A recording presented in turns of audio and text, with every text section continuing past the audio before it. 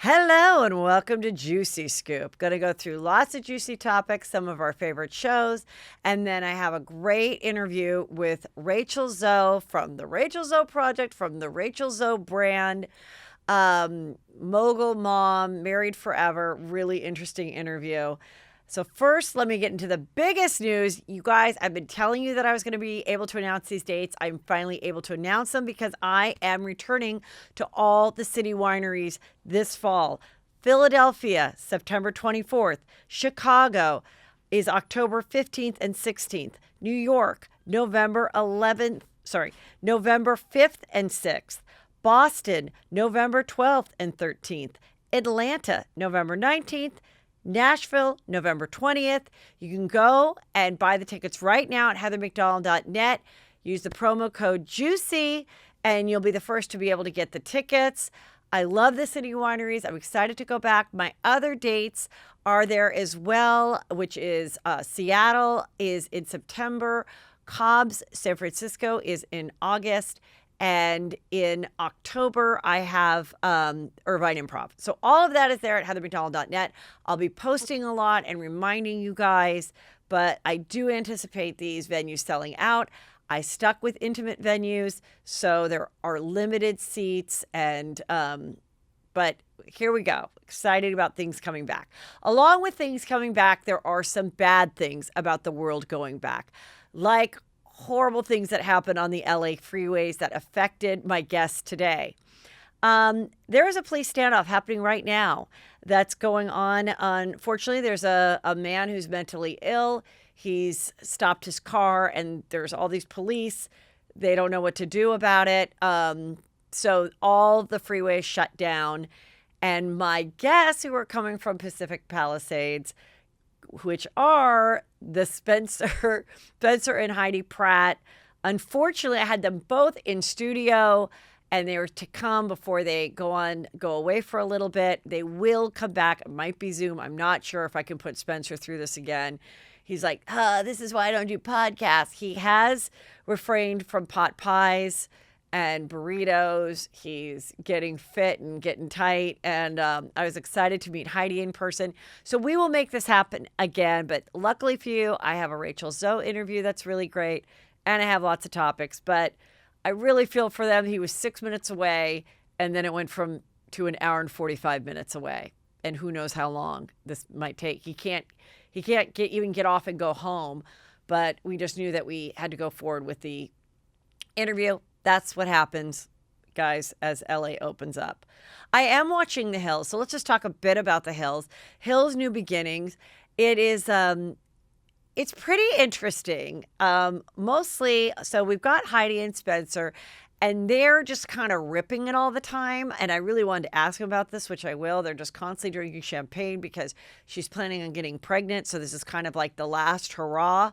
They bring Gunner and they go to this place in San Diego that I believe at one time was called Vacation Village. I recognized it. I had a traumatic childhood thing happen. I had a friend who invited me for the weekend and we were on a tandem bike and there's all these like mossy kind of lakes around. And if you've ever ridden on a tandem bike, sometimes a person in the back is trying to steer it. And anyway, we rode into the mossy lake and I could not get that smell off of me all weekend. And I was like with her friends, with her family, and the dad was like yelling about how gross the bathroom smelled. And anyway, I think they redid it. And I think that's where they were on this Hills episode that I saw. Brody is as gorgeous as ever. His girlfriend comes along named Amber, and she spoke like 10 words, which was just all about getting more cocktails with Heidi. I'm just joining now, so I don't know if she has a weird accent or what, but his ex-wife, Caitlyn Jenner, not his dad, Caitlyn Jenner, his ex-wife, Caitlyn Jenner, is a part of the cast. And she's very chic and thin, has like a great sense of style. And as you know, they broke up and she was with Miley Cyrus for a while. And she goes, yes, we broke up. We got divorced. I'm exploring my sexuality. And she's got this best friend, but she said, no, she and the girlfriend, who's the best friend, who is her plus one on this trip, are not romantic. She's not enjoying that.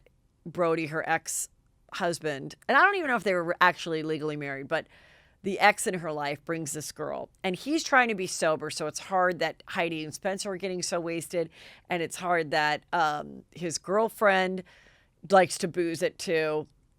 Audrina's there, and Audrina Patridge, who is divorced with a child, is on her third date with Rod Stewart's son. And this guy is Spencer's good friend, because I remember Spencer telling me that they put a reality show together a long time ago. I don't know. He's just, I'm pretty sure it's weird. I don't know if I buy this relationship at all. I kind of feel like we know that the Hills did this in the past, where they'd sort of put things together and act like people were dating when they really weren't. So I don't know if I buy it, but he's acting like he wants to have a child with her, and they've been on 2 dates. It's sort of bizarre.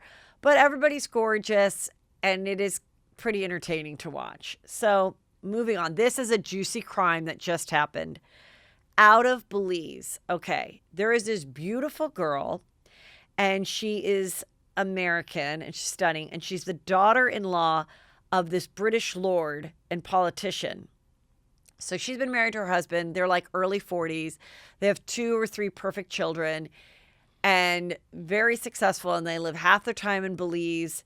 And she yesterday was found with blood on her, and this local police chief had been shot, and his body was in the water. Okay. Everyone's like, what the hell is going on? She wouldn't cooperate until her attorney came. Obviously, she actually comes from some money too, but she's really been married into a very powerful family. And so you're like, wait, what the hell is going on? So it's about 10 at night.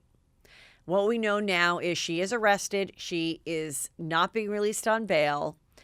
They've said she's looking up to 5 years for manslaughter, because they don't think it was premeditated, but who knows what case they'll bring against her. This guy, he was married, he's been on the force a long time, had 5 kids. He is a heavy-set, good-looking black man. It's very weird. I'll tell you what we know so far. The 2 of them were drinking, but they were fully clothed. The police chief and this heiress, this rich woman. And they were at the end of the pier. And according to her, she said they were drinking and talking. It's 10 at night. And she was giving him a massage. And while she was giving him a massage, like on his shoulders and stuff, he asked her to hand him his gun. And then when she handed him the gun, she claims it accidentally shot him in the head. And then she got so scared that she pushed his body into the ocean. And then people heard the gunshots. Police came, found her with blood on her. But when the police first came, she said, oh my God, I was just happened to be down here on the pier, and a boat drove by and shot the police chief, who then fell in the water. She has now admitted that she pushed him into the water in a panic after his gun accidentally went off. It's very bizarre. I don't know why she would purposely want to shoot this guy. Obviously, it sounds like some hanky-panky or some heavy flirting was going on. Very sad that this man's life has been lost. This is quite the scandal.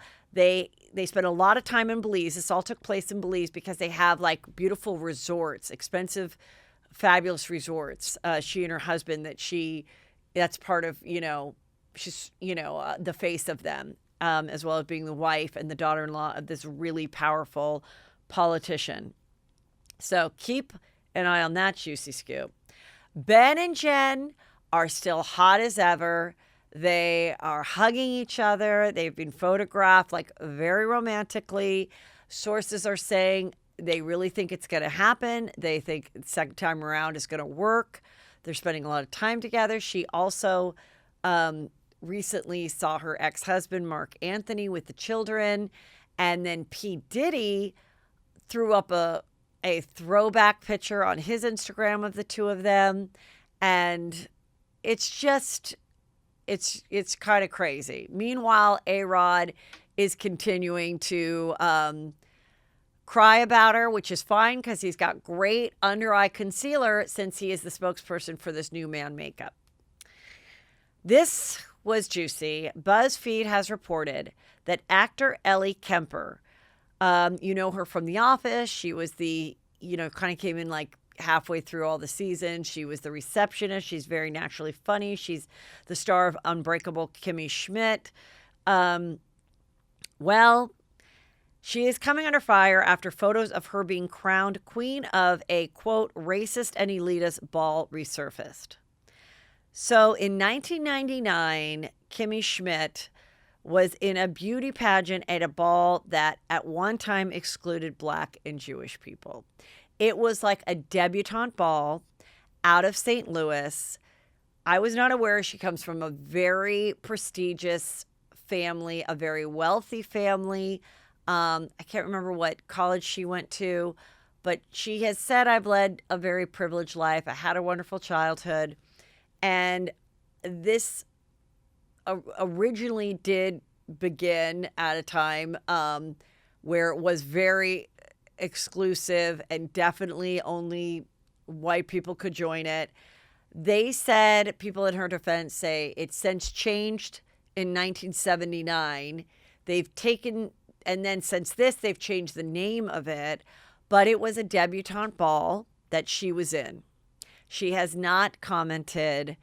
I mean, all I can say is that I was a Mary Dookie Deb, and it was just this rich woman named Mary Dookie who started a debutante ball to put her name on it, and the money went to Children's Hospital. Thank God it was at the Beverly Wilshire, which is where Pretty Woman went to hang out with Richard Gere. And so it was a venue that was open to filming about prostitutes. So I don't know. But yeah, this isn't great. I don't know what my PR thing for her would be. I think probably just lay low. What can you say? You were in school. This is something that maybe all your relatives did, and a lot of people did it back then. 1999 wasn't as long ago as when I did it, which was 88. But at the same time, was she even really aware of the history of this? If maybe her family or her mom did it or some, okay, you're part of this group. All your friends from high school are coming back to do this ball one weekend between, around your freshman and sophomore years, mostly when these balls happen. But they found out about it, and it's not great for her. I predict it will not affect her career, just like it didn't affect Chris Hardwick's career when his scandal came out a while ago with, an ex-girlfriend saying that he treated her quite poorly. So I don't know. You guys can debate it. You can freak out on me. I'm just reporting the news. And my prediction is she just lays low and the parts will keep coming. But again, kind of like Chrissy Teigen, if she was up for something right now, like they're about to film a pilot for something, or they're about to throw her as a host of some quirky game show that's about to air tomorrow or start filming tomorrow, this is a bit of a shitstorm. But if she's got kind of like nothing right around the corner, I think it'll probably blow over. Let's talk about more racist stuff on the Real Housewives of New York. Well, they're all in the Hamptons, and Countess Luann is enjoying herself. She looks the best in the Breakfast for Tiffany party. And Ramona is asking everybody at the table to please stop talking about dicks and balls. And they continue. And Leah says, if a man doesn't eat my ass out, he's not a real man. After I come, I don't want to screw him anymore either. I hop on for a minute, but I stop pumping. If his dick always has to be bigger than his balls. If his balls are bigger than, and Ramona's like, please just stop. I can't take it anymore. I don't want to hear about this anymore. This is all such bad language. And they just keep saying these disgusting things. And I have to say, it was a bit much, for the housewives.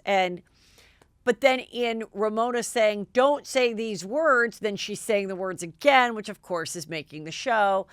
And they kind of hug, and Leah's like, she's like, I'm like a big sister to you, Leah. And I just really wish you could like tone it down with the, W whatever P song and all of that. It's just like, I just can't relate. It's just not, I'm sorry. I just don't even know what I'm talking about.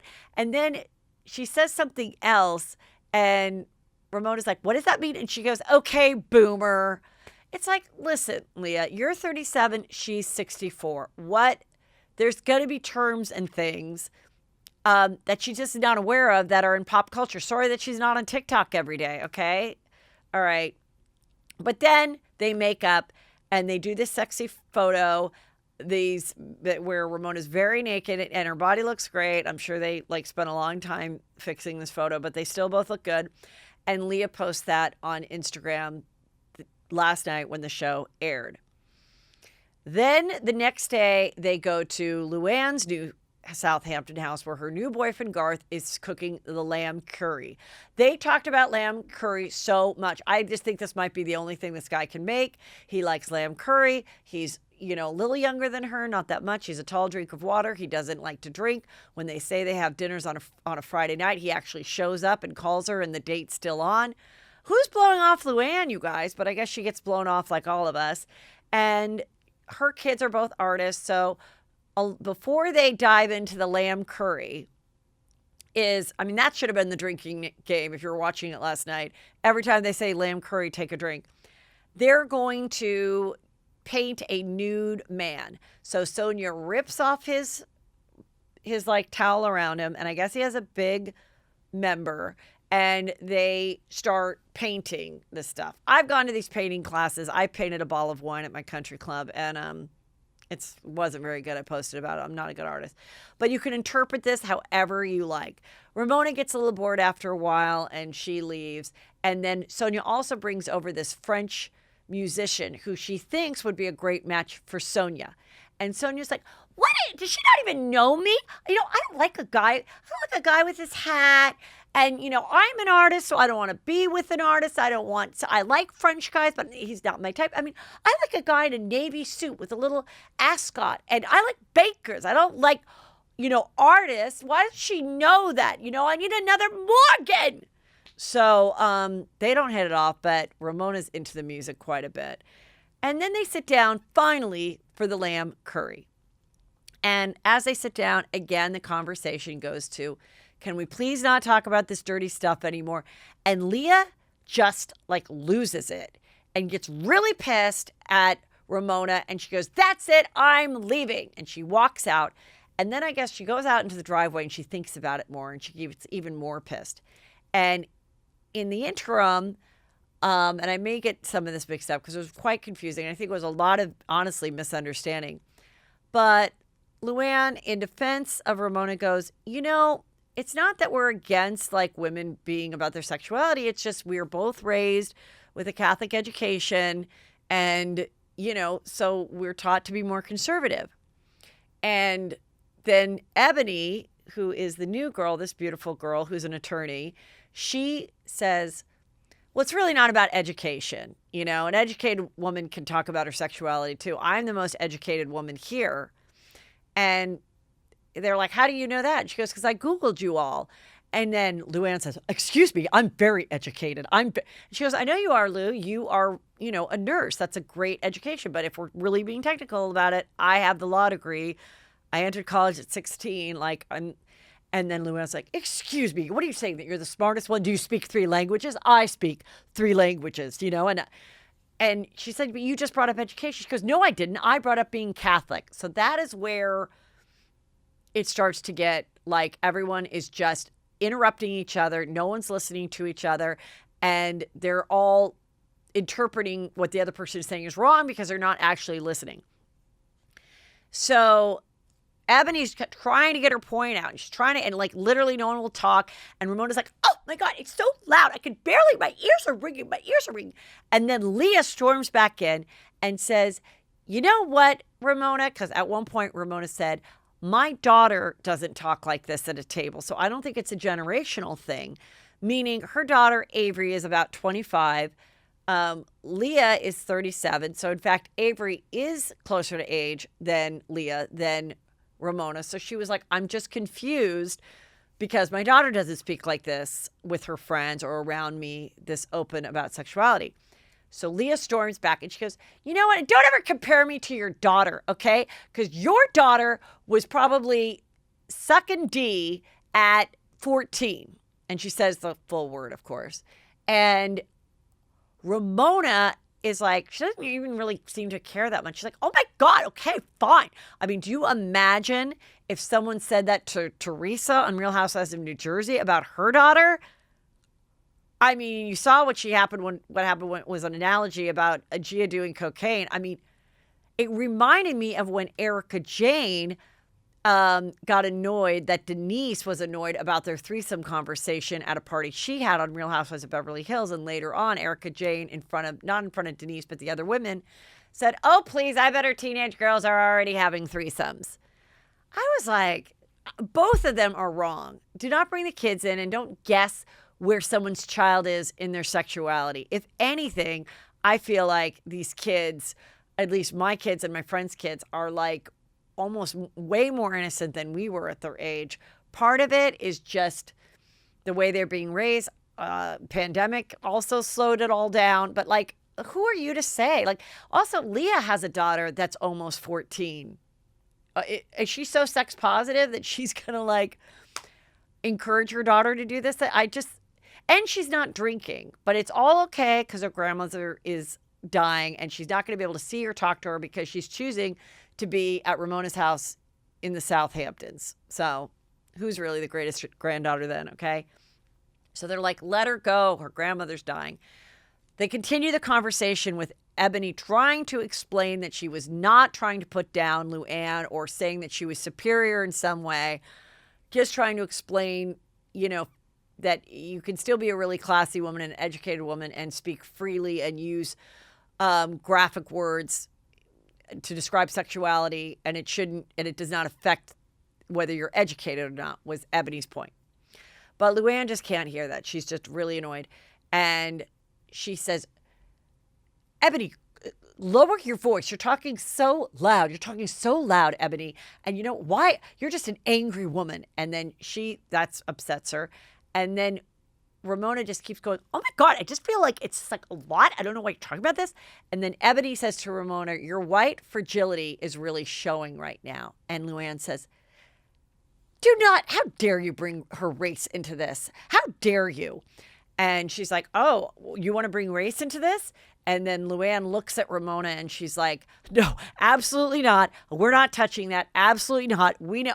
And you kind of get this feeling that definitely the girls have had a conversation knowing that a new cast member is a woman of color and knowing the climate that we're in and the triggering of everything that can happen when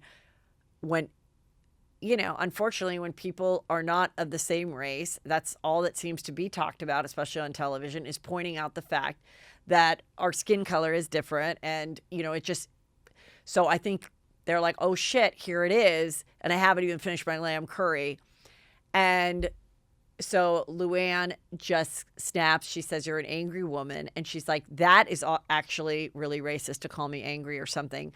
And she's like, you're not going to talk to me that way. You're not going to tell me I'm uneducated in my own home, Eboni. And she goes, well, then great, I'll leave. She's like, good, I think you should leave.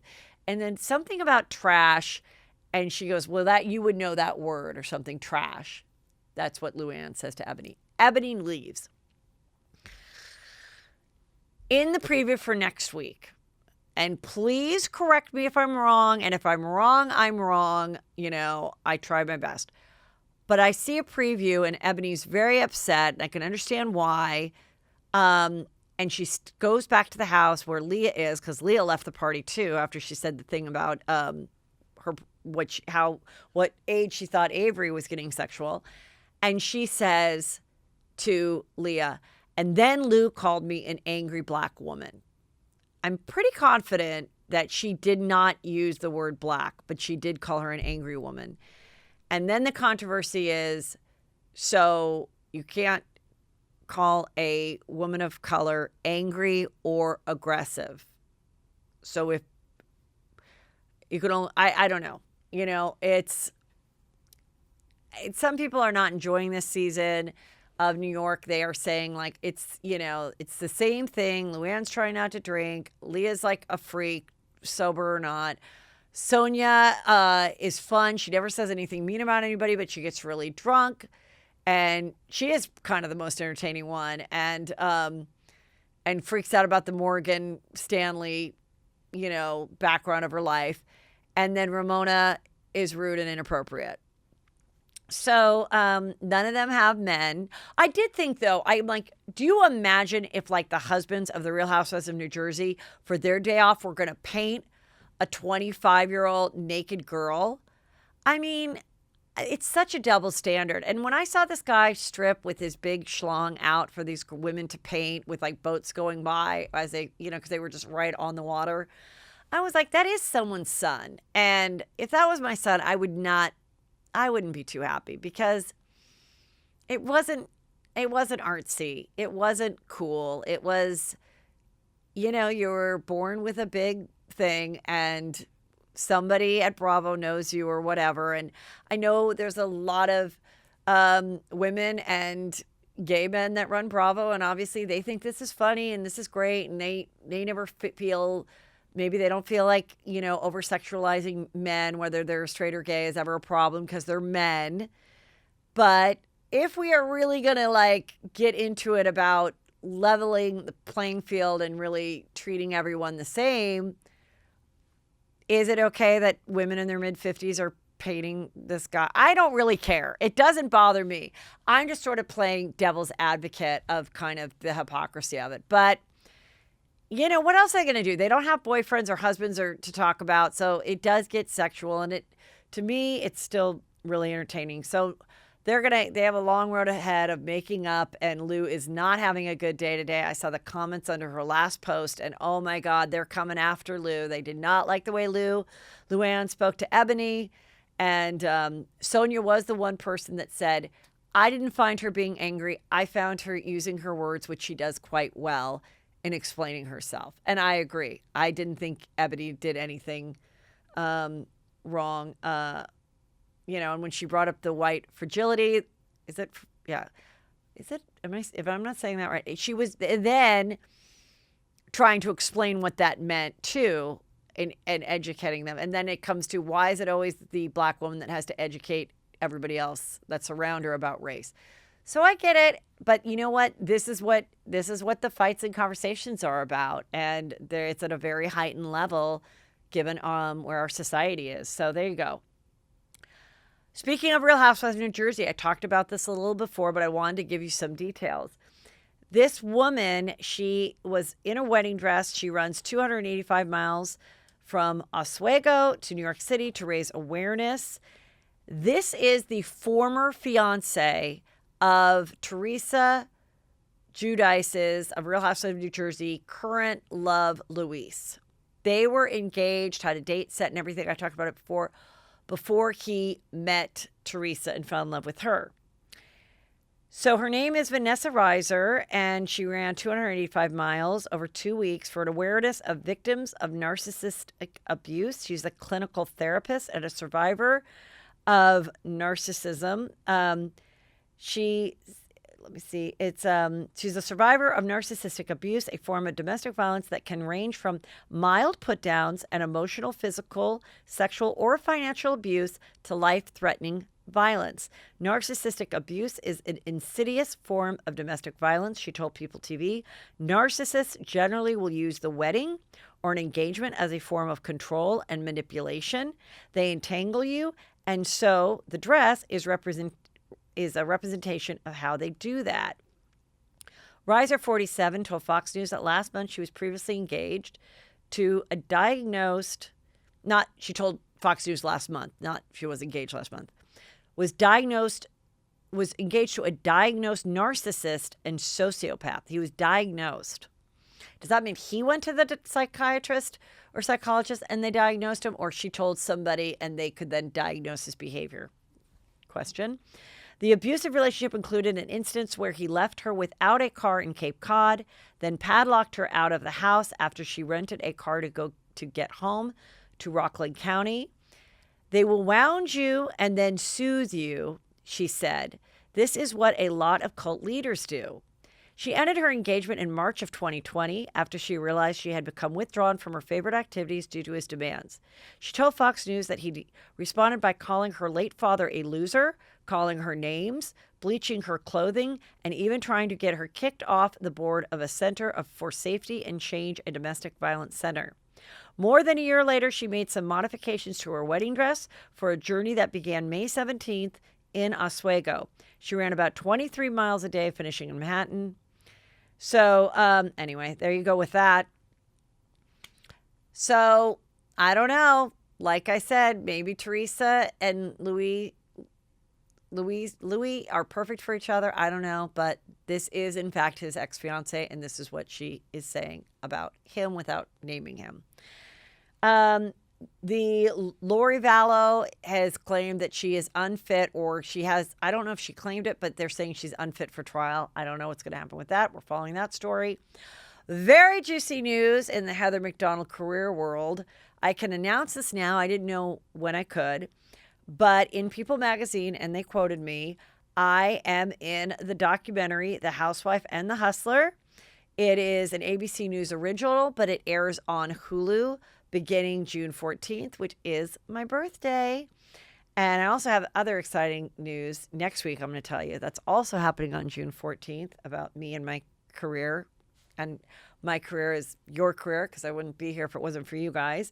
So, my career is because of you juicy scoopers. Yes, they contacted me after everything I've covered and the people I've interviewed regarding the Erika Jayne case. And so I went down to a studio. I look pretty cute in it. Pretty happy with how I look. Pretty pleased with the outfit I chose. I'm sitting on a green couch. I don't know how much they'll use me. They did use me in the tiny preview. And I said, the big question is, did Erika know? Which I do think is the biggest question. Does she know? If she didn't know, she somewhat can defend herself and her reputation. If she did know, obviously there is no defense. So we'll see what happens.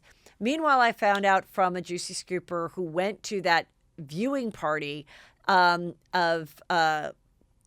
Kathy Hilton had a really nice viewing party. I think maybe some type of charity was involved last week to watch the Real Housewives of Beverly Hills. And Dorit was there, and Kyle was there, and Lisa Rinna, and then, of course, Kathy. But there was no Erika Jayne, and neither was Garcelle. I don't know if Garcelle just maybe didn't want to go because she just doesn't want to go. Also, maybe it was going to be somewhat of an uncomfortable episode for Garcelle to be there. I don't know. But she probably just was busy. She probably was invited, and everything's fine, and she was busy. Though there's been some rumblings about what she's saying. And so I don't know where the relationships are now. But it was a really good episode of Beverly Hills. Mainly the thing that happened, again, it was race related. Garcelle was still very upset that Kyle had brought up in the reunion that she had put up her paddle for Kyle's charity event. And then Kyle said, and you never gave the $5,000. And Garcelle was pissed at the reunion. And it has since been cleared up that the paperwork for that was sent to her wrong address. We know that she moved and that she has since paid for it. I've been at these things. This is a common thing that, but sometimes it's a common thing that they don't collect the money because sometimes they don't follow up because it's like a drunken night. And sometimes the person does do it on a drunken night and then is like, wakes up the next morning, is like, what did I buy? And tries to get out of it. In Garcelle's case, it was a mix-up because I think being that they were guests and stuff, maybe they never got their, credit card information or proper address. But Garcelle said that was really hurtful because as a Black woman, there has been there's a stereotype about Black people not, paying their bills on time and not tipping well at a restaurant. So she shared a personal story of that. And you saw Kyle's face, and I really think Kyle had never thought about that. I think Kyle was upset that Garcelle had called her out as being kind of a rude, dismissive person to Garcelle. And she was like, well, you weren't that great to me. You didn't follow through on this charity. And I think it had nothing to do with race, but it was brought up. And then it was followed up by Crystal explaining her point of view about that. And Sutton was there after a few cocktails. And then Sutton jumped in and was like, no, we're not going to go there. And Sutton got a lot of shit for cutting Crystal off. Crystal's the new girl who is Asian. And Sutton since wrote an apology on Instagram, so yeah, that's where we are. But everyone's really enjoying Kathy Hilton. She is funny. I love the dynamic between Kyle and Kathy, and that Kyle can imitate her sister so well. And so we'll see. It will also be interesting to see what happens with Lisa Rinna's reaction to her daughter Amelia Gray dating Scott Disick.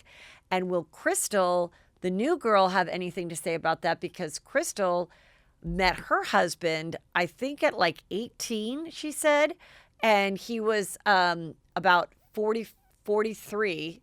And then they got married when she was like 20 and he was 45, which is pretty much the very similar age difference to Scott Disick and Amelia Hamlin. So I hope there's a conversation where maybe Crystal is like, on the other hand, though, her husband is, I don't believe he was married or had children before, but I don't know. Crystal's husband, of course, you're dealing with a man who has 3 children and, we've seen all of his behavior on a reality show. So she just met like a nice nerdy film director that did animation. So we'll see.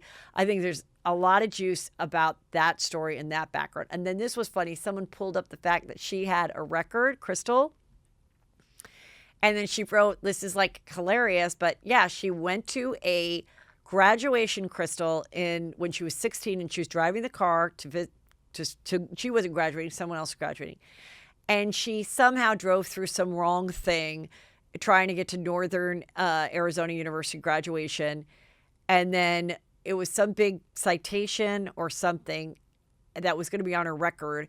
And then she claims, I called the judge, or we called the court once we got back to California in Arizona. And they said, well, if you're never going to come back to Arizona for any reason or not drive around here, just don't come back for 6 years and you don't have to come back and deal with this. But some sleuth pulled up this, and then she, cleared it up. So I'm telling you, anything in your background, people should just, if they're going to be on The Housewives, they should just be like, here we go. Like I said, I was a Mary Dookie debutante. I was a Valley Deb debutante. Oh my God, I don't know what else. Luckily, I've never been arrested. Yeah, I don't really think there's anything you guys can find on me, but you never know. But if you're going to be a housewife, you better make sure. I did recently get a traffic ticket for a stop sign thing. So that did happen in my neighborhood. Okay, here we go. Matthew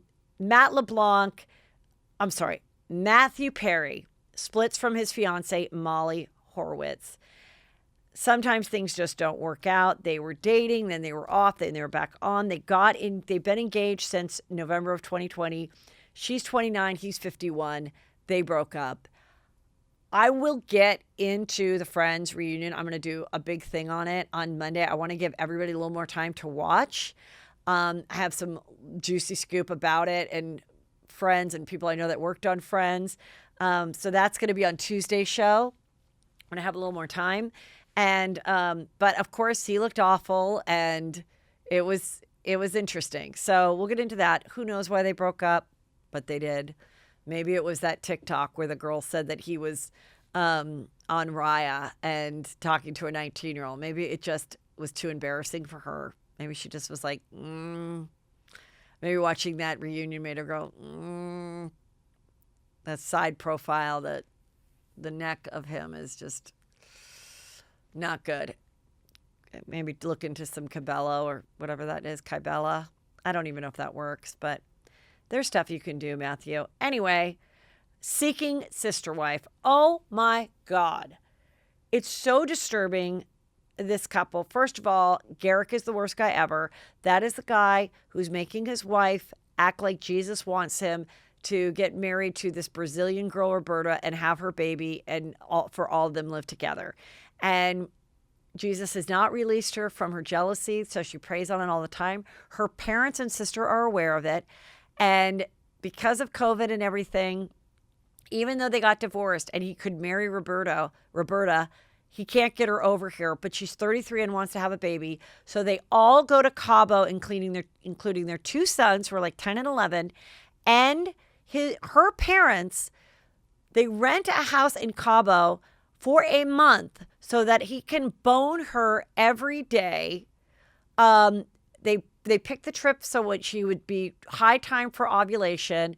They could bone every day. I think they will. I told you bone every other day after their period. That's how people get pregnant. But he's wearing his wife's tank top in this photo. I'm so disturbed by him. Anyway, and she has like that crooked smile, which just adds to her uncomfortableness. And she's like, okay. And then go into the house and they're like, oh, this is beautiful. And he's like, oh yeah, this is the room for Roberta and I. And she's like, okay, sounds like she's here. You guys are going to have fun. You're excited to see Roberta? We'll make sure not to knock on the door. You have a good time, just the two of you making a baby. I'll pray to God that I'm not jealous. It's one of the 7 deadly sins, along with lust, which you have for Roberta, not me. Oh my God. We hate him so much. And why are the parents allowing this? Why aren't they just like, God, but I guess they're trying to be supportive. Maybe they want the free trip to Cabo and to be on TLC. I don't know. It's just horrible. This other couple, he looks like, who was that magician that dated Holly Madison? That weird magician. He's got like black hair and a bunch of accessories. He's really thin. He's got this girl and they try to meet somebody and the girl's like, you know what? I'm not into it. And she starts to cry and she's like, I really wanted a sister wife. I guess it's not going to work out. And it does make me wonder, are some of these girls just like, hey, can you just be on the show and go on like one date? It's COVID. This couple can't find anybody. We don't expect you to marry them, but like have a conversation and act like you were thinking about polygamy, because it definitely didn't seem like she was at all into them. And it's almost like they're like, it's not a match. Like they're looking for like, I don't know, a foster child or, you know, and not even with a foster child, obviously you'd foster them and like bring them into your home for like a year before you're able to adopt them. This is just like, should we find one? Should we go to the shelter and find another sister wife? It's so weird. I can't stop watching. Dimitri Snowden, he's the one I've been talking about, you know, and we watch him actually ask Crystalie, who is from South Africa with her 2 daughters, marry him. And Ashley, who has never been his wife, she sets up the whole thing in their backyard. They think they're going to go on this great date, which they really couldn't do in COVID in LA anyway, but they are driving around. Then he blindfolds her and she comes back and the kids are at the house, which is 5 kids. They're 3 and her 2. And they're all excited and, you know, and she's like that to him too. Ashley like, oh, you excited? Wow, you look pretty. Wow, you look pretty. Yeah, you look great for this engagement. Are you going to say yes? And then he's like, and part of my people, he acts like he's from some tribe or I don't know what it is. Here's your anklet. And then when you're married, we move the anklet to the other leg and we're going to have a ceremony. Now we know from everything I've learned from interviewing Ari, who was one of their sister wives before they ever were on the show. Also, John Yates, who's done a lot of interviews. He's on YouTube.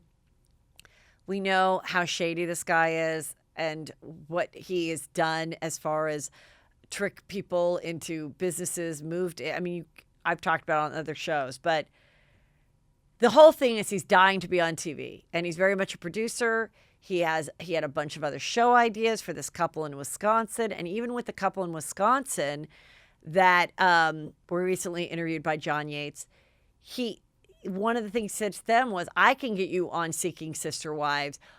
Why don't we, this waitress that you're friendly with, will say that she actually is going to become your sister wife. And because she's Black, it'll be the first international couple for, not international, but interracial couple of seeking sister wives. And, we'll just pretend, which makes you wonder how real this show really is. Or is that just Dimitri really believing he's a producer and kind of knowing how this stuff works? Anyway, I don't know where Crystal is right now, but she did escape him. Her restraining order was not granted, but at least she's in a safe place. He doesn't know where she is. He filed for divorce. Hopefully she and her daughters can either find a safe life here or get back to South Africa. But they're just keep airing the show, and I keep watching it. It's crazy. All right, you guys, now I have a really great interview with Rachel Zoe, fashion star, reality star, married mom of 2 boys, true entrepreneur, hard worker, really inspiring. And here we are with Rachel Zoe. Hello and welcome to Juicy Scoop. I have the fashion legend, literally iconic Rachel Zoe. Rachel, oh my God. Do you remember when we did a sketch on Chelsea Lately and I Was You? Did you ever see it? I might have to find it. If a lot has been removed from the internet from my show, Chelsea Lately. When was it? Like the first year when Taylor and Brad were on I Was You, and the sketch, and then my other friend, Brad Wallach was Brad, and then Jed Kirkman was Taylor. And we wrote this sketch because we had this Chelsea sidekick was a little person named Chewy. Mm-hmm. And the assignment was that you were dressing Chewy. And I was doing the whole, literally, I can't remember. It was so funny because then we pan over and it's Chewy's I outfit. die or yeah, it was all just it was bananas. Bananas. Oh my God. I did not see it, but I'm also my team literally makes so much fun of me because I can't watch I can't, I just have to remove myself, pretend it's not me. It's the weirdest thing because you'd think by now I'd be okay, talking about me as if it's me. But even when we're talking about a partnership or anything, a photo shoot, a campaign, anything I'm in, and my team will be you have to watch it and approve it. I'm I can get through 10 seconds and then I have to stop watching it. I'm I trust you. You know me 8 years. If you think it's great, it's great. I just can't, can't. So I did not see it. It probably would have been hard for me to watch because I find myself a little ridiculous. So I often, being such a fan of reality shows, and I like to study them like a professor would. I'm going to secret that in my older age, I'm teaching a class at USC on Housewives or something, because I feel like I could actually do that. But one thing I say about you is I feel like you got that reality show and used it and got out right at the right time. And then had your, all these lines of your own designs and clothes, and really built the empire, before you had kids. And I just, looking back on it, do you feel like all those steps were correct? Do you wish you maybe left it a year earlier or stayed a year later or what? Because to me, it looked like it was almost perfect timing for you. Here's the thing. One thing I learned, it was funny. When I was younger and watching Seinfeld and Friends and all of these things that you never wanted to end. And I remember them ending. And I remember not being able to wrap my head around why people would end something when it was so loved and so adored and so followed and I spoke to someone in the industry who was pretty prominent, and they said, it's kind of the exact right thing to do. You always want to leave when you're loved and adored, or people are loving whatever it is that you're doing, because you want them to remember that. You don't want to wait until it starts to go totally down and they're when is this going to end? This is so not good anymore, And I learned from that. And so with my show, it was a bit of an out of body experience because um, for lack of a better term, I always tell people for as many interviews as I've ever done, I never planned out my life. I never planned out my career. Everything really happened in real time, more or less. It was something that felt right in the moment. I didn't always make the right decisions, but I really, um, whatever it was that I was doing, I just wanted to be great at it. So, like for styling, when I became a stylist, I was like, I'm obsessed with this. I can't ever imagine doing anything in my life but this. And I actually thought I'd be doing it till I was 90 years old, like literally just styling with like my last right hand and just trying to like tell people what to wear. And ultimately, when I did the show, that was like the number one thing I said I'd never do in my life because it was so something I couldn't wrap my head around ever doing. And the mission behind the show was to really be, I mean, you may know who Elsa Clench was and on CNN Style, and I worshiped her. I was like a teen, and every Saturday at 10:30 in the morning, I would watch her for 30 minutes, sitting with John Galliano, sitting with Karl Lagerfeld, sitting with my like life fashion heroes. And that was what I wanted to do with that show. Oh, Obviously, it so wasn't that show. right. So as a child, were you the girl in middle school that did help your friends get the outfit together to go Oh, to the yeah. house, to go to the carnival or Oh, whatever? yeah. Oh, yeah. I was definitely the girl who was always overdressed, wasn't dressed like everybody else. I was the one and like, on our summer programs that was definitely like in heels with accessories and like I'm not saying they were the best choices, but I was definitely overdressed at all times. And I started buying vintage very young because I wanted to try and have things that were a bit different. And I definitely was the one that would go to my friends' houses and like we would all get ready and I would have to do everyone's makeup and do everyone's hair and kind of tell everyone what to wear. And I was definitely that person. But, my mom is that way. And I never really thought I could in any life make a career out of that. It didn't even occur to me. So you're styling all these stars and your name's getting mentioned or you're occasionally getting in like an Us Weekly or Hmm. something. And we knew that That was you were surreal. responsible for like Mary Kate and Ashley's style, right? Well, more, I think, I was working more with, I mean, people always put me and Mary Kate and Ashley, I think, together because I don't know, I just feel like I look like they're like older sisters. Like they're Oh, like but you didn't work with I them. didn't work with them. I worked with Nicole like Richie, right? Nicole and Lindsay Yeah. and Misha and but I was also simultaneously in those years working with Jennifer Garner and Kate Hudson and Cameron Diaz and Selma Hayek and Keira Knightley and really amazing women. Not that Nicole and everyone isn't. That was just who the media chose to So obsess now over. let me ask you this because um how does it work when you have, a bunch of A-list actress girls that are all 30 and they all are size 2 and they all have a similar body, which is just a great body to dress. Mhm. And are they aware that you're working with their friends, but also like their counterparts in competition? And how would you know to like save this dress for this person? But what if this other girl would also look Sure, great in this dress? How does sure. that work? So it's a great question with an interesting answer. So first off, a couple of things. One is when I was working with those particular girls, like Nicole and Lindsay, they were like they were really young. Like Misha and Lindsay were really young. Um, and the other women that I was working with, none of them, when I think about it, maybe one of them was a 2 or a 0, but most of them varied in sizes, very much so, between like 4, 6, 8, 10. Pregnancies, not, like so a couple things. One is they were all different shapes and sizes. Bodies, none of them the same. When I say not even the same, not even similar.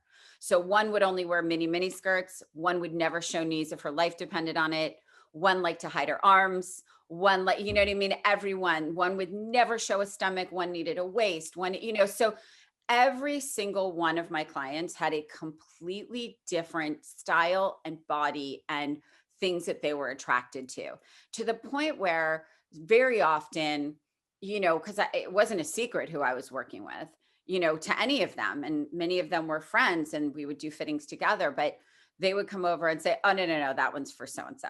No, I'm not looking at that one. That's So for was there someone else. never a moment where maybe a girl did call you and you knew that your client maybe didn't like her or maybe felt like that girl was a direct competition or Yeah, something? And sure. then would you then call your your longer client you've had for 2 years and say, hey, Susie, Jenny Jones just called me and wants me to work with her. Do you care? Or would you automatically say no to Jenny Jones? Did a situation like that ever happen?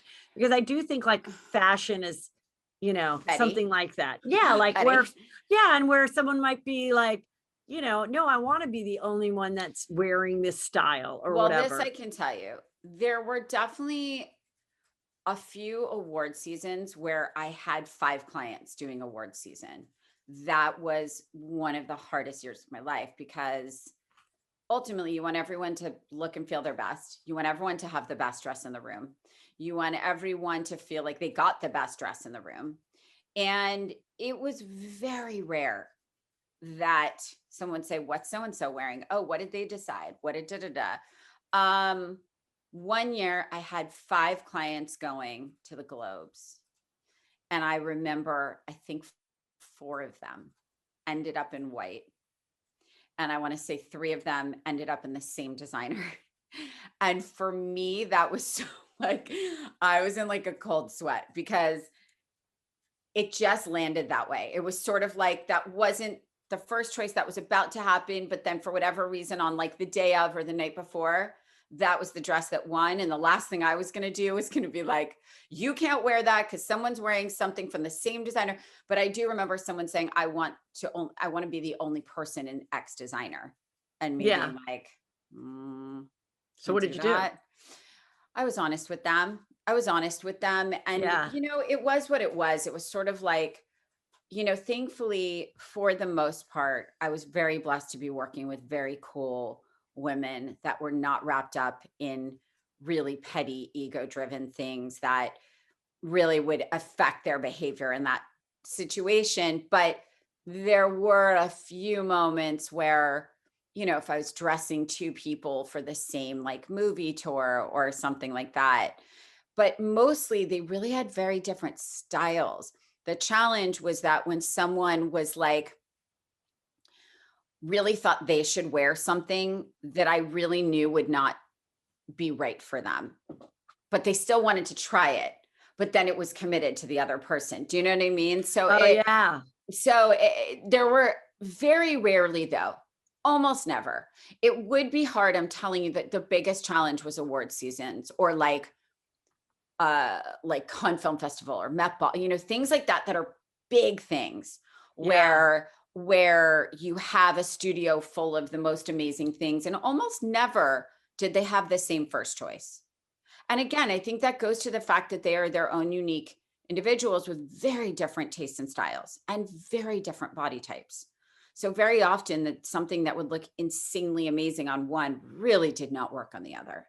And Did you then what would happen is they would take it off and be like, "Oh, this is clearly for so and so." And that was kind of fun. That because they'd be like, "Oh no, no, this isn't for me." And have you ever had someone for an awards ceremony be like, oh my God, this is my first time I'm being, nominated. I always Mhm. imagined I'd be in this type of a dress, and they almost like Mhm. draw it. Have you Mhm. ever then gone and tried to like have a dress made, or is it always you're just going to designers? Oh no, I had many dresses made. Many. I mean, I had honestly the honor and privilege in my life to like really design and collaborate with some of the best designers in the world, and I'll never forget it. I did not, as a very fashion struck girl, I mean, I that was the highlights of my career and also terrifying. I mean, the dress that I want to say it was like 2009 that Anne Hathaway wore to the Oscars. It was an Armani Privé with like clear paillettes and strapless with like all diamante crystals along here and here and here. We fully designed that together with Armani and millions of, not millions, but like sketches and fittings and fabrics. And I did that with Francisco Costa for Calvin several times. I worked with, I mean, Dior, Oscar de la Renta. I mean, it was the highlight of my career by far. And I just did this interview and we did talk about colonics. I've never had one. Me Is a neither. colonic something that people should get like a week before a big event? I was like, where are we going with Advice? this? Because Do you I've have never any had one advice? and Because it really freaks me out. I'm just thinking like, it's a big event and Listen, I a little know. puffiness in your tummy, and then you just like, I don't know. I just wondered if that was like a Can I tell tip. you something really funny about that? Because I think as civilians, Yeah. we think that way, right? We're like, oh my God, let's not eat for the week before and let's like, Yeah. do detox teas and all these things, which again, I've never done because they kind of freak me out. But um, I have had clients that like check into We Care for a couple days prior and do all these colonics and cleanses, and they do come back like 5 pounds thinner. It's surreal, actually. Yeah. But I have had more often than not clients that don't even really think about it. And literally they go to parties the night before, the night before, the night before, and the night before. Because Oscar week is literally like Right. a 7-day, night of Events. Yeah. parties and drinking and fun and socializing. And literally more often than not, I would have clients on like Oscar Sunday wrecked. They were so tired. They were like, I'm so bloated. I drink so much champagne. I mean, listen, most of my clients had been in the business for so long. It was sort of like, they just had a very normal approach to kind of going to these shows. It was just sort of like, okay, it's like, yeah, listen, the ones that were nominated were always obviously a bit more nervous and a bit more like, prep. But mostly, if they were presenters and stuff, it was more like it was another night Right. of fun to see their Have you peers. ever had someone day of it literally is not zipping up? Yes. Yes. What do you do? Many times. Many times. Well, it made me learn very early on that I would stalk my clients to go there the morning of, to throw the dress on them in the morning, to make sure everything was perfect, rather than just go there like once they were starting hair and makeup and stuff. I would make them put it on and then have a tailor literally with me so that we could expand or we could either make smaller or bigger, based on what had happened. So it's never been that it so did not fit that you had to go with something else. No, it did. That happened to me twice. And then another time, this is a great one. This was really shook me for life. I had to, it was bizarre. I literally, her whole body changed like overnight. And it turned out that I found out a month later she was pregnant, but we didn't know. And it was a couture gown. It was so hard to get her in it. And it had like a corset. And literally she got into the car and the whole thing popped on her way. So I had to jump in a car, meet her there. We were able to kind of tweak it to do the carpet. And then I ran inside and we changed into plan B right away. It was Oh my crazy, but I God. didn't know she was pregnant. And obviously like we would have never done a corseted dress.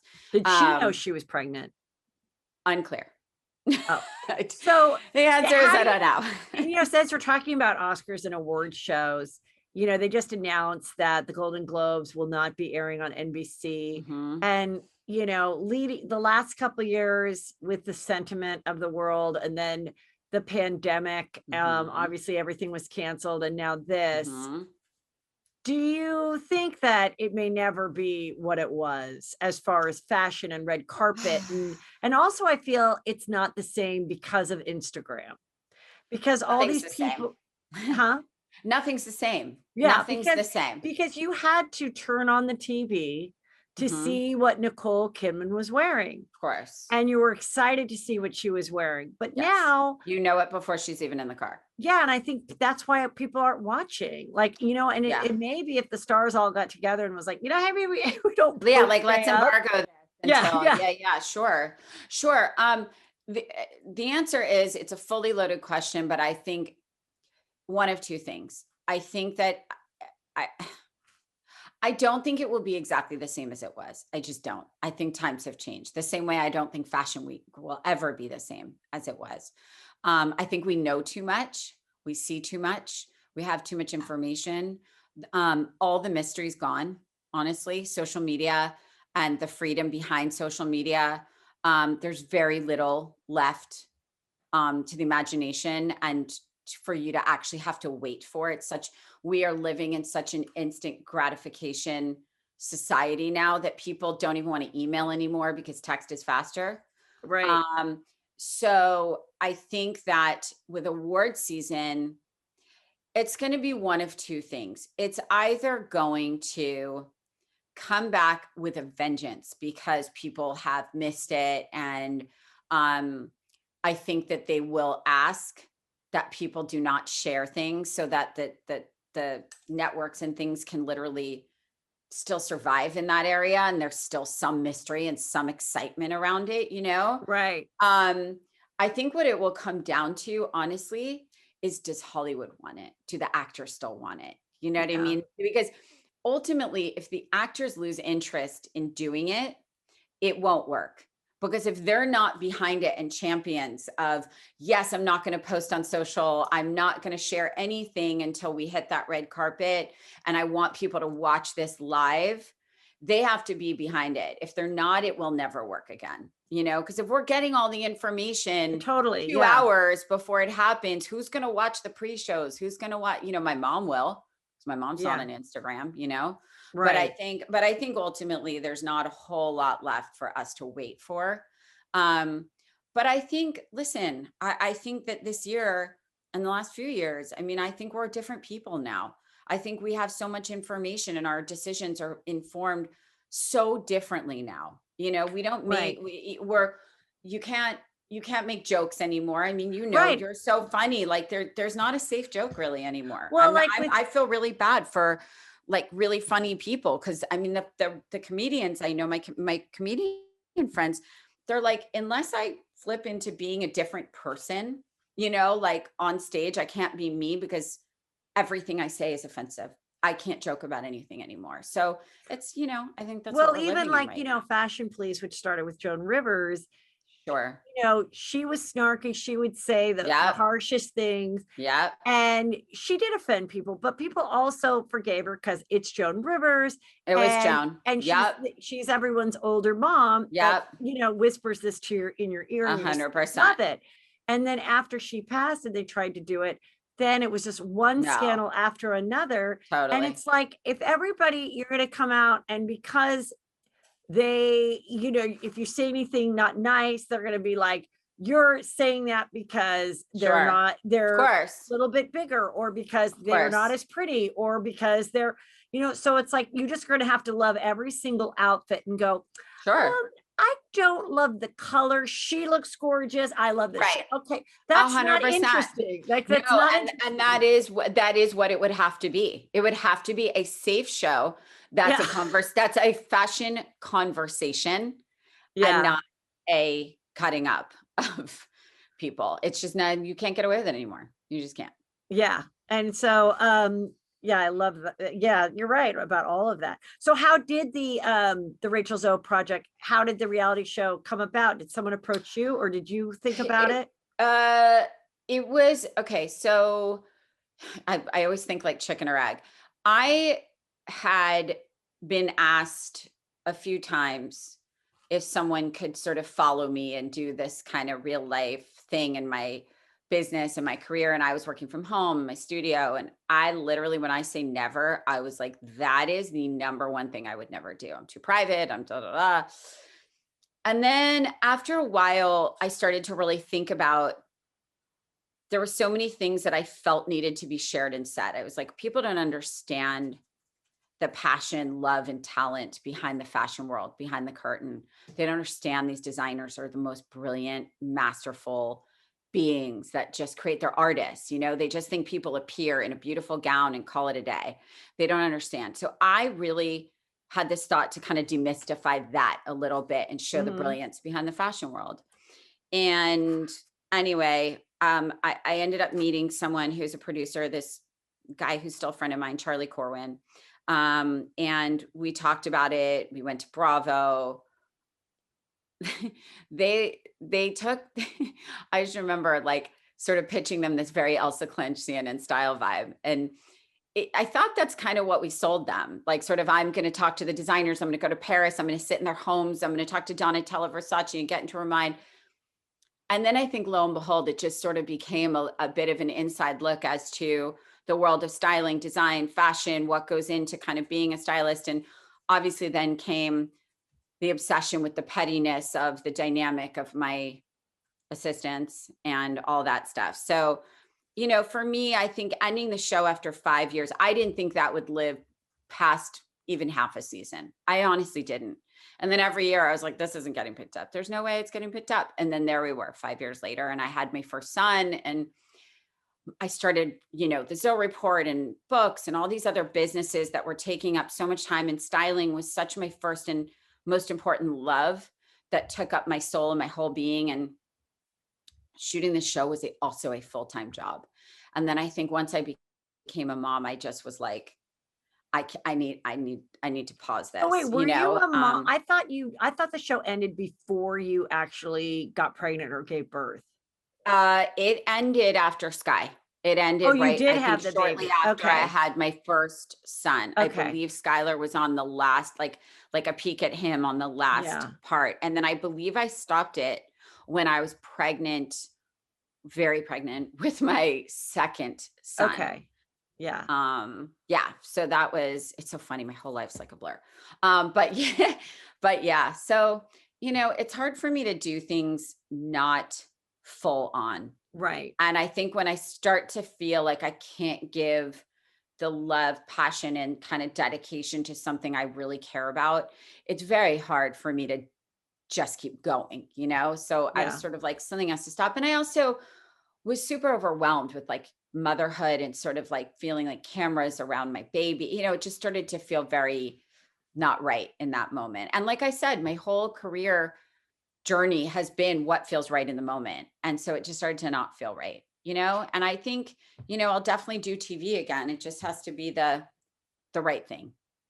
You know, I've always loved fashion, and there's only been one other time in my life where I went to the mall and just said, I just don't think I'll be able to buy anything this year. It's just so ugly. That was the early 90s grungy time. Oh yeah, that was Okay. rough. Combat boots, That oatmeal was rough. colored, like Yep. awful. Well, I think we're in it right now. I mean, We the last are. couple of months, I have gone to Nordstrom in this department. And I love this girl. She's worked there forever. Ellen at Nordstrom, Woodland Hills, shout out. And I go, what the fuck is this? Like Yeah. full on, just like a tent dress, like a cross Yeah. between like a polygamous Mormon dress, hideous. And then the next thing is like a puckered tiny bralette. I'm like, who's gonna Huh? wear that? Just So many awful. people you have no idea And then are wearing so much those little bralettes. but just flowery, awful things. But her clientele is like me.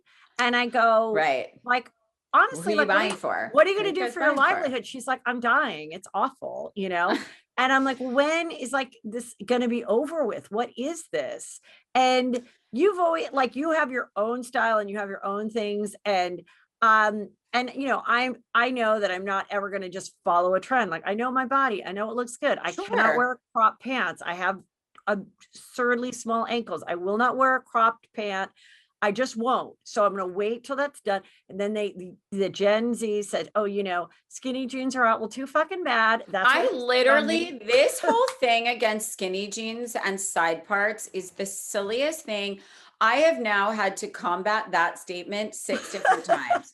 And let me tell you something about that. I do not, nor have I ever believed in do's and don'ts. I don't believe in this is the trend, this is what everyone needs to wear, because then all of a sudden we are a uniformed society. And why? That's not style. Style is your best form of self-expression. Style is the way you talk to people without actually talking. Style is, it just says who you are as a person when you walk into a room. And I think like for someone to put rules around that and tell you what you can and can't do when you know full well you look 100 times better in a skinny jean than you do in a wide leg jean or a crop jean or a mom jean or whatever. Like, that is your decision. That's not someone's decision who's like 18 doing a trend report to tell you that you can and can't do. So I think like style has emotion, and it like evokes emotion. And it's like, you take a trend, you interpret it for yourself. And I will stand by forever, and I will say it till I literally am buried in the ground. One woman's wide leg is another person's skinny, is another person's mom jean, is another person's bootleg, is another person's crop jean, and you do you. And you wake up in the morning and you do you. And you know what works on you. You know your body. There's nothing worse than seeing people as fashion victims wearing a trend because their daughter said, "This is cool, mom." And like, "You don't look good, mom. You have to wear this. You're such a dork. I can't believe you're wearing that." Like, what? Well, I always, No. I loved the show, and I loved your style. And you're like the first person that I was like, who would ever think to wear like a long dress in the middle of the day? But I'm like, well, all right. But then when I put I'm on wearing my, one right now.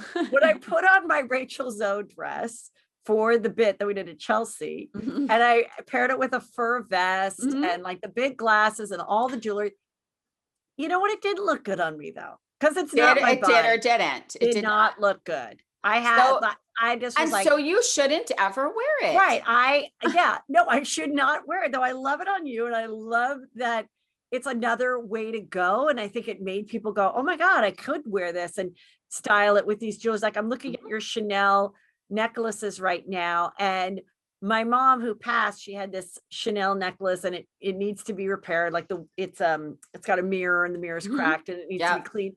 And I'm like, you know what? I have a kind of a free day tomorrow. I'm like, I am taking that to the jewelers. I'm getting it cleaned and fixed, and I'm Yes. going to start to wear it, because it's like you do have to start thinking. And that's what I do love about looking at fashion, following fashion. And when I go to a store and I'm not into it, I'm like, all right, I'll come back, or I'll save my money on something else, or I'll just go with like, I want to buy something new. I'll just buy like a great pair of shoes or whatever. Totally. You know, you're itching to buy something That's new. what the I'm like, beauty counter's for. yeah, I'm not going to That's buy something that's just not for me. And they're like, totally. really? You wouldn't wear this like pussy bow, like No.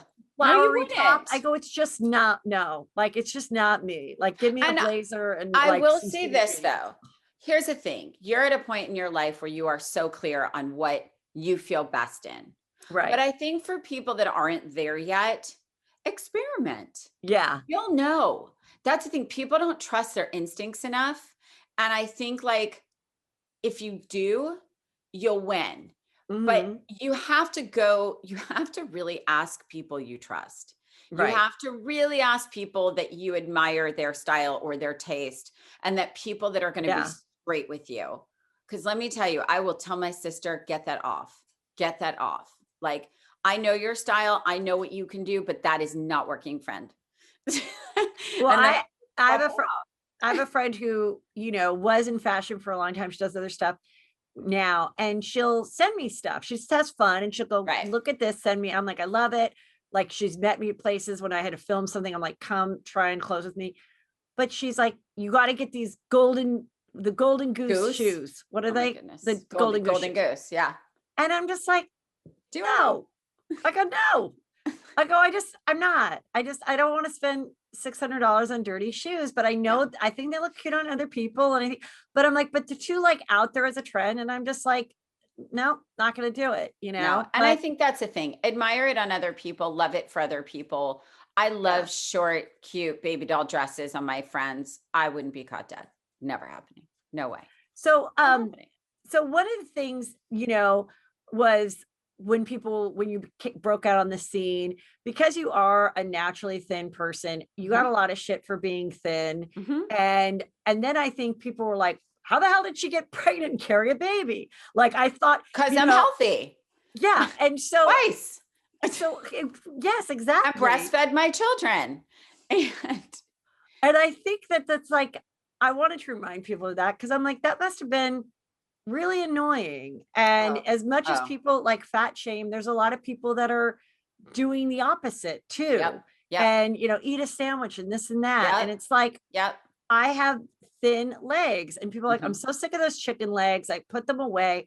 And I'm like, what do you want? Like I'm telling you that I'll never gain weight in these legs. Okay. Right. If I gain weight, I'm going to gain By the it way, bless. in my stomach.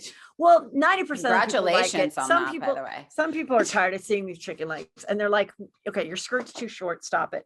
And I'm like, whatever. But then stuff, I'm like, whatever. You do you. You know, it's a chicken leg. Anyway, it's I was called chicken knees when I was in day camp, sleepaway camp, and I never forgot it. And that's why I don't show my knees.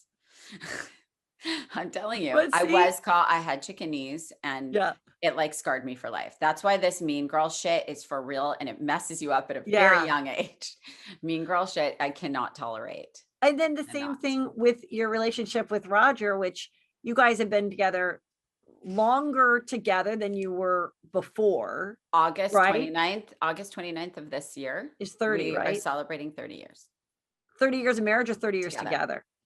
30 years from our first date, and we have not been apart since then. With no breakups, no shakeups, but we have been married 24 years.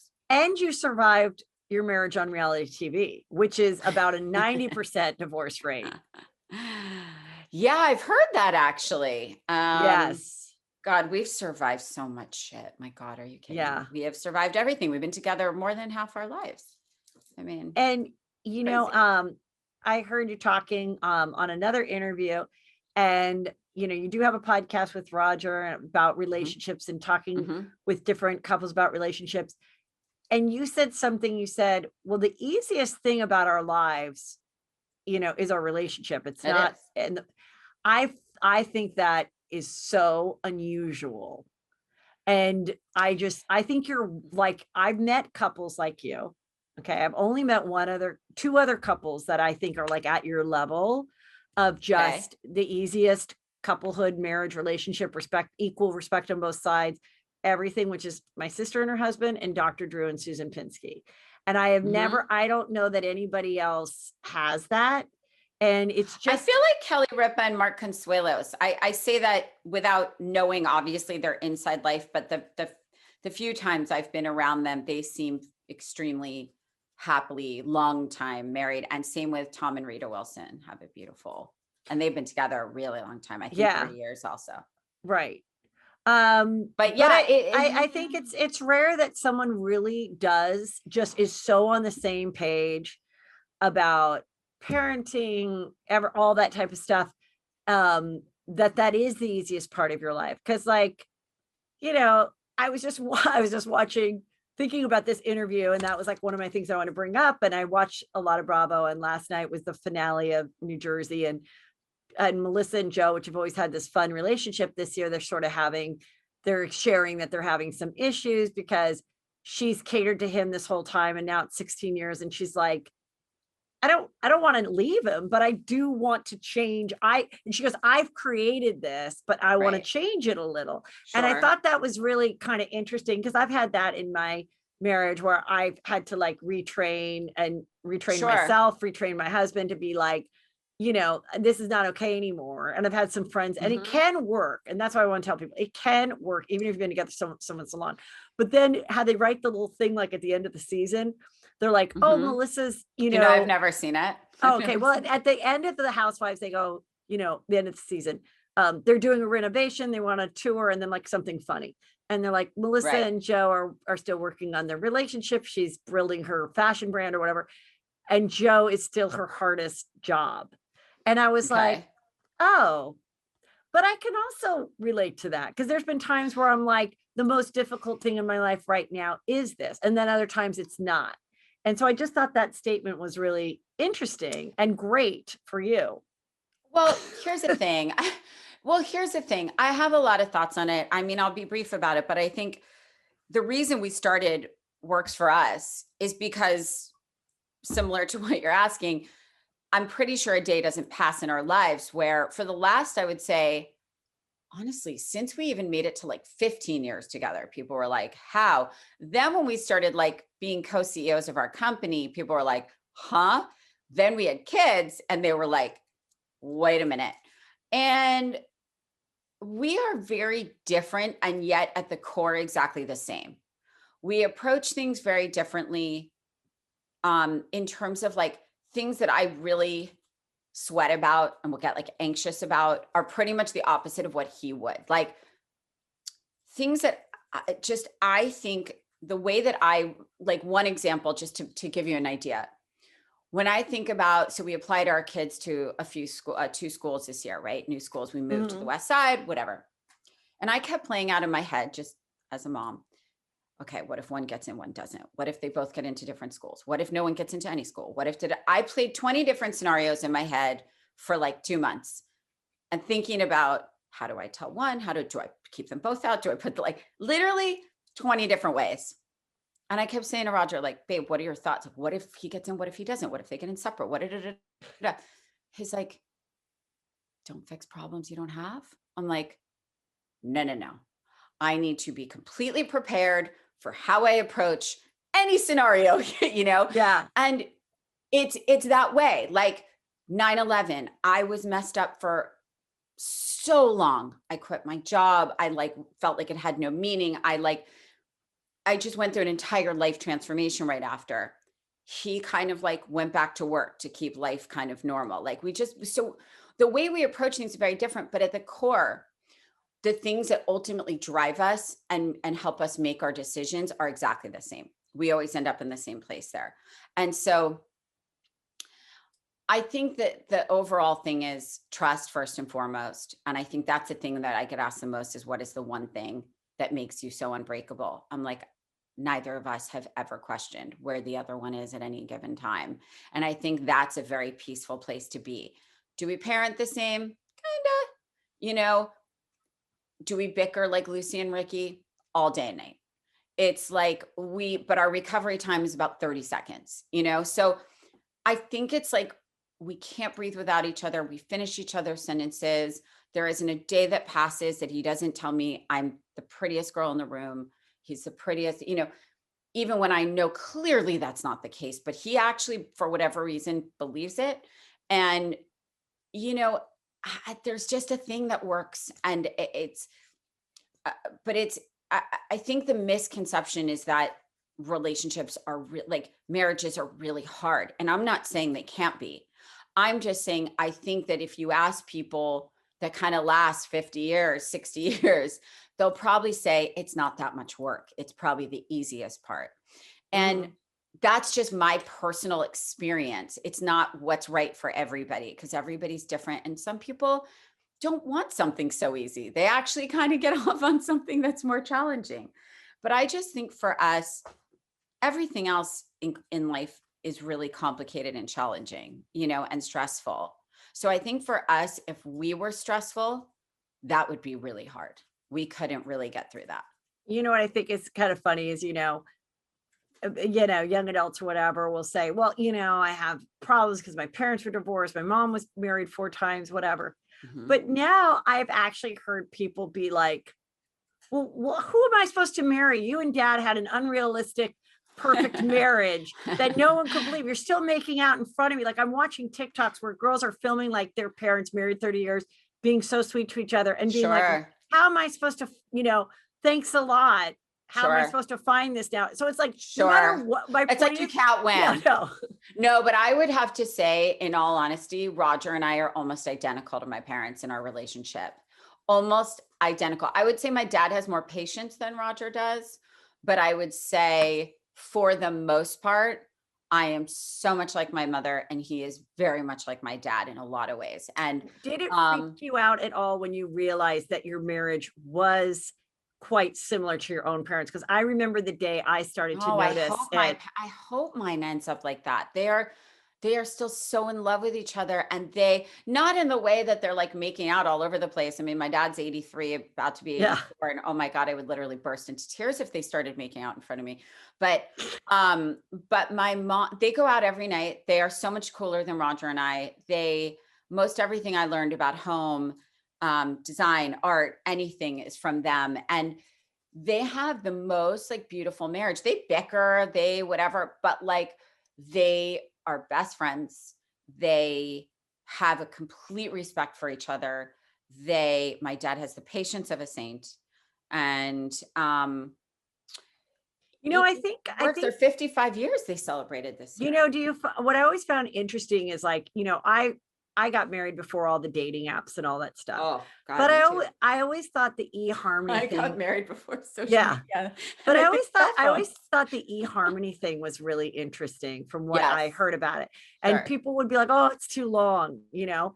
And I guess in the eHarmony, there's questions like, just all these questions because they believe really the more compatible you are and not necessarily like similar, religion or ethnic Yeah, backgrounds, but just a yeah, similar morality and perspective on life and what sure, you want in life, sure. that will make the better marriage. And Yeah, I always thought it would be so interesting to do like an experiment or something where like I was always like, if my husband and I went on the dating site and we put in the same zip code and we put in and we answered everything, would we be matched or would we not? Like, it's kind of it's hard weird. to know. Yeah. It's honestly hard to know because if Raj and I played Newlyweds, we would 100% know. Like we've been asked Newlyweds a bunch of times, and we both got everything right about each other. However, we were babies when we met. We were different. Well, obviously the same at the core, but we've both changed a lot. In fact, we had a bit of a flip about Mhm. 10 years ago where I became the lower maintenance, easier person. And he became the more high strung, a bit more less patient person. Because I think that I don't want to say men because I sound like I don't like men and I actually love men, but I don't think men have the same talent that women have for being able to handle a ton of shit at once, Right. multitasking. And I think that at least with Roger, like he needs his time. He needs his alone time where kids aren't bothering him, where no one's talking to him. He needs to just sit and like read in his Eames chair and like have a beat. Whereas I'm just sort of like, okay, my me time is with the kids. I'm going to do bedtime. I'm going to, and it's like, it is what it is. This Yeah. is my time. I love this. It's going to go by in a blink and I'm going to miss it like crazy. So I think, we had a little bit of a role reversal where I used to be the like, rah. Yeah. I don't know. So, but I think it still works because we flipped. Yeah. Does that make sense? Yeah, I totally. don't think you should be too much alike. I Yeah. don't know a successful couple that's exactly alike. They're Right. different, but at the core the same. That's what I'm saying. It's not like you have to like the same foods and all No, that stuff. no. It's more just like, yeah, the morality. And I think all those You have to have questions the sort of same moral lead. compass, 100%. Yeah. And one thing I loved about your show that I learned and I wanted to do, I finally did it in the last like 5 months, is I got a rolling rack for the edit process. And I loved that It will now change your life. it's time to edit. And I can't believe I didn't do it earlier because let me just tell it, I know how people, there's that show with the girl that, I love this thing, give it away, or whatever. Did it bring me passion? That show, like Yeah, it's that. Marie Kondo. Yeah, Marie Okay. Kondo. But I haven't seen it, but no, I do but what know of I it. like to do is I like to take a little Rachel Zoe and I'll do like just a segment of my closet and I'll put it out on that rolling rack and I'll try it and Yeah. all edit and then I'll put back what works. So I Yes. won't do the whole closet. Like if I had 12 people come over, I guess I could, but I do love it. And I love it for packing. It I love it for packing the edit thing. I don't know All how to function without a rolling rack. It's almost like I can't see straight without at least one right. there. I used to like lay Because it on my bed and it's right, so much better on the rolling and rack. that is anxiety right there. That's a Yeah. thing. When it starts to pile up on your bathtub or on your bed, all of a sudden that becomes a clutter thing and you have anxiety about that and then putting them back on the hangers and it's like a whole thing. And I feel like a rolling rack just it's like you can see it. It's clear and easy. What's your tip though for someone that's going on a trip that doesn't want to overpack, wants to do the edit thing, but wants to feel like I have a plan so that I'm not figuring out what I'm trying to wear. I'm going to the beach for 3 days or I'm going to Sure. Palm Springs. Like, what is your tip? Okay, so here's the thing. I do have friends that are able to pack by outfit. They know which outfit they're wearing for every part of their day and their trip. I'm not that person.